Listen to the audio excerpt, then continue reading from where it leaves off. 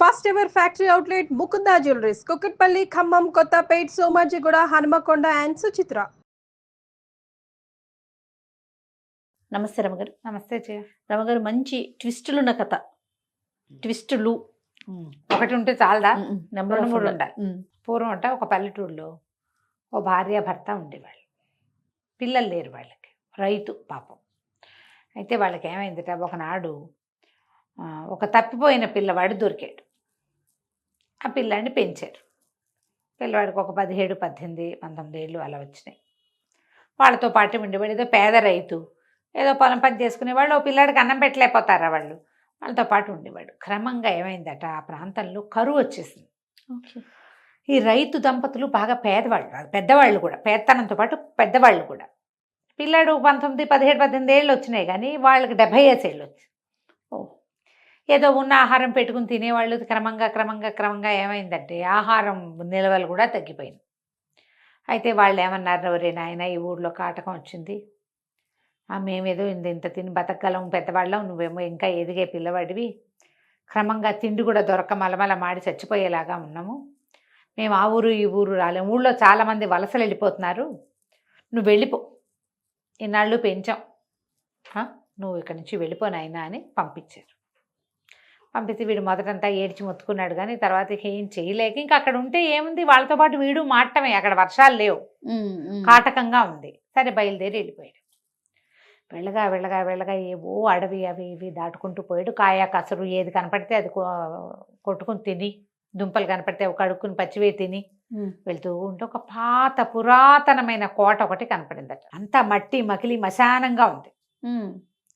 సరే బయట వాన వస్తోంది కదా, పడుకుని నిద్రపోయాడు. నిద్రపోయేసరికల్లా వాడికి తెల్లవారుజామున మెలకు వచ్చింది. ఎందుకు మెలకు వచ్చిందో చూస్తే వీడి భుజానికి ఏదో తగులుతోంది నిద్రలో ఉండగానే. చూస్తే అదొక చెయ్యి, ఒక చెయ్యి ఆకారంలో ఉంది. ఉలిక్కి పడి లేచాడు. చూస్తే ఇప్పుడు అది ఎట్లా తగులుతుంది, ఈ పార్ట్ ఇట్లాగా తగులుతోంది, ఈ పార్ట్లో ఒక దీపం ఉంది. లేచాడు దిగ్గున. వాడు తిండికి వాచిపోయి ఉన్నాడు, అలసిపోయి ఉన్నాడు, ఎన్ని డక్కా మొక్కలు తిన్నాడో. అదురుకోవాలి వాడు, భయపడాలి, కానీ అదర్లా వాడు. లేచి అదేమిటా అని పరిశీలనగా చూడడం మొదలుపెట్టాడు. ఆ దీపం పట్టుకున్న చెయ్యి ఇట్లా ముందు కదులుతూ వెళ్తోంది. కుర్రాడు ఏమనుకున్నాడు, ఎక్కడికో వెళ్తోంది, దీని వెనకాల వెళ్దామని దాని వెనకాల వెళ్ళటం మొదలుపెట్టాడు. ఆ దీపం పుచ్చుకున్న చెయ్యి అట్లా ముందుకు వెళ్తుంటే ఆ భవనం అంతా వెలుగ్గా కనపడటం మొదలెట్టింది. అంతకుముందు వీడు వెళ్ళినప్పుడు అది పాత కోట. లోపలికి వెళ్తూ ఉంటే లోపల పెద్ద గదులు, అవన్నీ పెద్ద హాలు, బోలెడన్ని సామాన్లు. అక్కడి నుంచి ఒక్కో గది చూడడం మొదలుపెట్టాడు దీపం వెలుగులో. ఓ గది నిండా బట్టలు, ఒకటి స్నానశాల, ఒకటి భోజనశాల.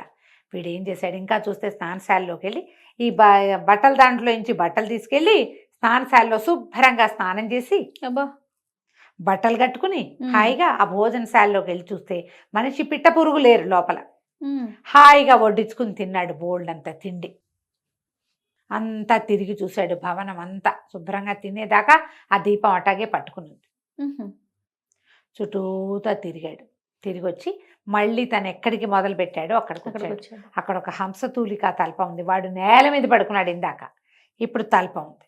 ఆ తల్పం మీద పడుకుంటే ఆ దీపం మాట్లాడడం మొదలెట్టింది. ఓ అబ్బాయి, ఇప్పటిదాకా ఎంతమందో వచ్చారు ఈ భవనంలోకి, ఈ దీపం పుచ్చుకున్న చేతిని చూసి హడిలు చచ్చారు, ఒక్కడు కూడా నిలబడలా, నువ్వు ఒక్కడివే నిలబడ్డావు, ధైర్యంగా ఉండు, నీకు రాజకుమార్తె సొంతం అవుతుంది అని చెప్పి వెళ్ళిపోయింది. చెయ్యి వీడు తల్పం మీద పడుకున్నాడు. ఉన్నట్టుండి ఏదో పెద్ద శబ్దమైంది, ఎవళ్ళో తలుపు దోసుకొస్తున్నారు లోపలికి. ఒక పటాలం వచ్చింది. వాళ్ళందరూ ఇంత కర్రలు పుచ్చుకొచ్చి ఈ కుర్రాడిని మన వాడికి ఏం పేరు పెడదాం, రావుడు అని పెడదాం, రావుడిని సావుగొట్టి చెవులు పూసారు. వాళ్ళు కొట్టేశారు, సున్నంలోకి ఎముక లేకుండా, లేదా ఎముకలో సున్నం లేకుండా చిత కొట్టేశారు. కొట్టేసి వెళ్ళిపోయింది. మొత్తం పటాలం అంతా మాయమైపోయింది. అమ్మో అయ్యో దేవుడా రావుడా అని మూలుగుతూ ఉన్నాడు. ఇంతలో ఏమైంది, ఆ దీపం పుచ్చుకొని చెయ్యి వచ్చింది చక్క. వీళ్ళంతా వెళ్ళిపోయాక దీపం పక్కన పెట్టి ఏదో మందు తీసి రాసింది ఒంటి మీద, ఓపిగ్గా ఉండు నువ్వు అని చెప్పి. మర్నాడు తెల్లారింది. వీడాతో తల్పం మీదే ఉన్నాడు, ఏమీ లేదు అక్కడ, ఫుడ్ లేదు, గిడ్డు లేదు. రాత్రి కడుపు నిండా పొట్టపగలేలాగా తిన్నాడు కదా, ఇక వాడు అక్కడక్కడే అడవిలో తిరిగి అందులోనే ఉండిపోయాడు, ఆ బిల్డింగ్లోనే. రెండో రోజు రాత్రి మళ్ళా దీపం చెయ్యి వచ్చినాయి. వీడేం చేశాడు, దాని వెనకాల పడిపోయి స్నానశాలలో హాయిగా బోళ్ళంతసేపు పన్నీటిని జలకాలాడి ఇంకో జత మంచి బట్టలు కట్టుకుని, ముందు రోజు దెబ్బలు తిన్నాడు కాదు, వేడి వేడి నీళ్ళు పోసుకుంటే హాయిగా సలీస్గా సుఖంగా ఉంది అనమాట వాడికి. చక్కగా అన్నం వడ్డించుకుని ముందు రోజు తినని వెరైటీలు అన్నీ రెండో వెరైటీలు తిని, ఇన్ని పళ్ళు తిని, ఐస్ క్రీములు అవి ఉంటే స్వీట్లు అవి ఉంటే అవన్నీ తిని మొత్తం భవనం అంతా తిరిగి చూసి మళ్ళీ వచ్చి మంచం మీద పడుకున్నాడు. దీపం వెళ్ళిపోయింది. అక్కడి నుంచి మళ్ళీ తలుపు తెరుచుకుని పెద్ద పటాలను లోపలికి వచ్చింది. అయ్యో చిత కొట్టి పెట్టారు వాళ్ళు. ఇదేంటమ్మా కడుపు నిండా పెడుతున్నారు, కొడుతున్నారు. అయిపోయింది. మొత్తం జనం అంతా వెళ్ళిపోయాక మళ్ళీ దీపము చెయ్యి మళ్ళీ వచ్చాయి. ఆ దీపం పక్కన పెట్టి వీడి ఒంటికి మందు రాసి వెళ్ళిపోయింది దీపం. 2 రోజులు ఇదే అయింది. పరిస్థితి. మూడో రోజును కూడా అలాగే చక్కగా దీపం చెయ్యొచ్చింది. వీడన్నీ శుభ్రంగా వడ్డించుకు తిన్నాడు. చావు ఓ కొట్టించుకున్నాడా? దొడ్డుకర్ర దగ్గర పెట్టుకుందాం అనుకుంటున్నాడు. దొడ్డుకర్ర పెట్టుకుని మాత్రం వాళ్ళ 30-40 మంది వచ్చారు పటాలం. అదే మూడో రోజున ఏమైంది, మళ్ళీ చావు కొట్టేసి. అయినా వాడు వెళ్ళట్లా. వెళ్ళటల్లా. సత్యనో దేవుడా అని పడుంటే ఈసారి మూడో రోజు దీపం పుచ్చుకుని చెయ్యిరాల ఒక అందమైన రాజకుమార్తె వచ్చింది లోపలికి. వచ్చి ఏం చేసింది, అమ్మాయి దగ్గర ఒక కొప్పెర లాంటిది నీళ్లు పెట్టుకునేది ఒకటి, అందులోంచి మంత్రజలం తీసి చల్లింది. వీడు మొత్తం దెబ్బలన్నీ మాయమైపోయినాయి, ఏమీ లేవు దెబ్బలు. అమ్మాయి ఏం చెప్పిందంటే, నేను ఒక ఫలానా దేశపు రాజకుమార్తెని, నన్ను మా నాన్న శత్రువులు అపహరించి మంత్రబలంతో ఇక్కడ కట్టేశారు. మీకు ఈ 2 రోజులు దారి చూపించింది చెయ్యి నాదే. నేను ఇక్కడ ఉండకూడదు.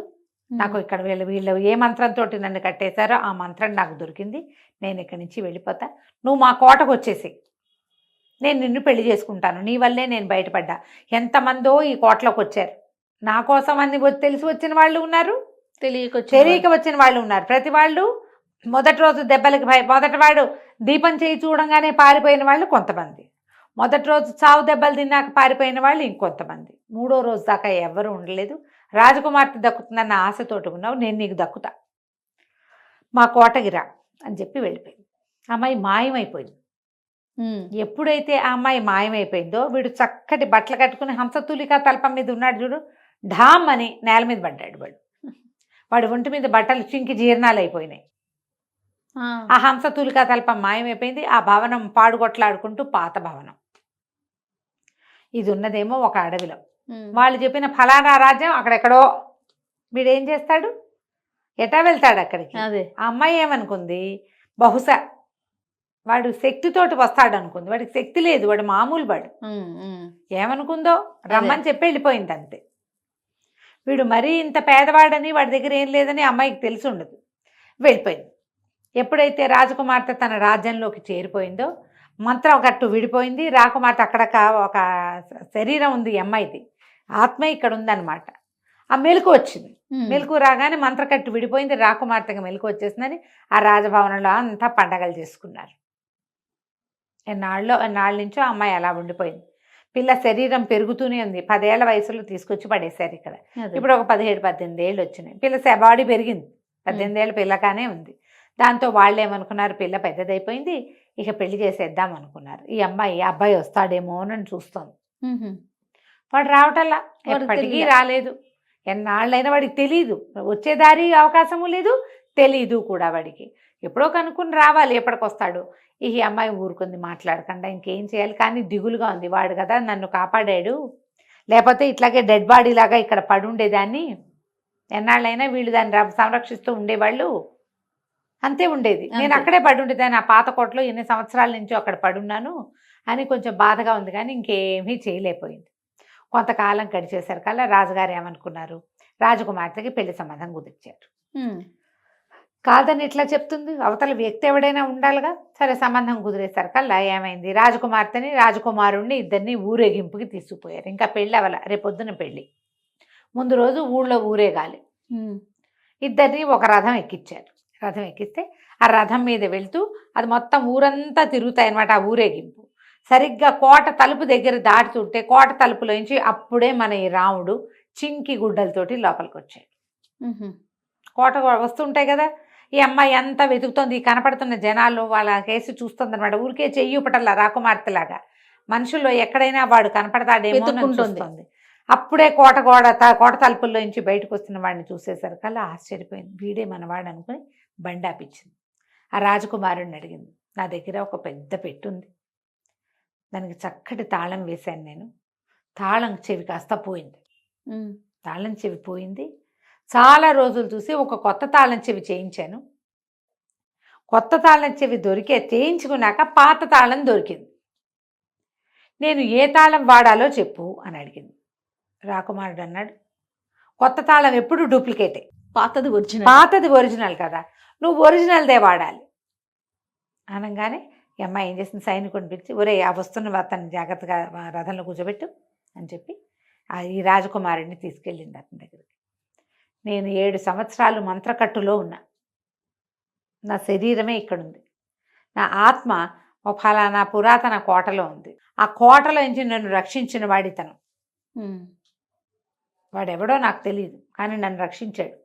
నా మంత్రకట్టు విడిపోవడానికి వీడు 3 రోజులు చావు దెబ్బలు తిన్నాడు వాళ్ళతోటి, ఆ మంత్రశక్తి వాళ్ళతో శక్తులతోటి దెబ్బలు తిని నన్ను మళ్ళీ నా శరీరంలోకి ప్రవేశించేలాంటి అవకాశం నాకు ఇచ్చాడు. నేను అతన్ని పెళ్లి చేసుకోవాలనుకున్నాను, నన్ను రక్షించాడు కాబట్టి. ఇతను ఎప్పటికీ రాలేదని మా నాన్న నీ సంబంధం కుదిర్చాడు. ఇంకేం చేస్తాను, తాళం పోగొట్టుకున్నాను కాబట్టి కొత్త తాళానికి సరద్దాం అనుకున్నాను, కానీ ఇతను కనపడ్డాడు. ఇతనే నా పాత తాళం చెవి అని చెప్పి. రాకుమారుడు వెంటనే డ్రాప్ అయిపోయాడు. పర్వాలేదు, మేము వెనక్కి వెళ్ళిపోతాం, నీ పెళ్లి వేడుకలు చూసి వెళ్తామని చెప్పాడు. తండ్రి కూడా రాజకుమారుడు ఒప్పుకున్నాడు కాబట్టి ఇంకా ఆయన ఏం అనలేపాడు. వాళ్ళకి తెలుసు ఇన్నేళ్ళు మంత్రకట్టులో ఉంది, ఆ పిల్ల జీవం లేకుండా ఉంది అని. ఇవి రాముడిని తీసుకుపోయి శుభ్రంగా స్నానాలు పానాలు చేసి వాడు చక్కటి వాడే. కొద్ది రోజులు బాగా పోషించాక రాజకుమార్తెనిచ్చి వివాహం చేశారు. కథ కంచికి మనం ఇంటికి. చాలా బాగుందండి. 2 ట్విస్టులు ఉన్నాయి. ఉన్నాయి రమ్మగారు. నమస్తే. నమస్తే జయ. సుమన్ టీవీలో మీ పర్సనల్ అండ్ బిజినెస్ ప్రమోషన్స్ కోసం కింది నెంబర్కి కాంటాక్ట్ చేయండి.